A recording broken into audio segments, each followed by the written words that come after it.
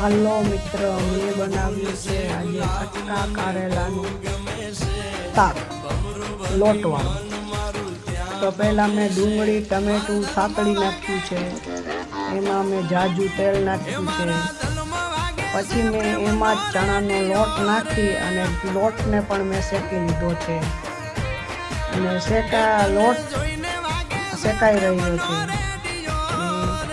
લોટ શેકાઈ ગયા પછી મેં એમાં મસાલા કરી નાખ્યા છે, હળદર, મીઠું, ચટણી અને થોડોક ગોળ પણ નાખ્યો છે.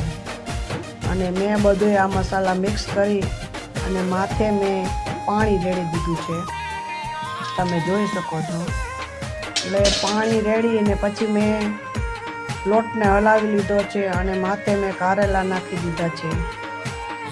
તો કારેલા સરસ મજાના લોટવાળા તૈયાર છે.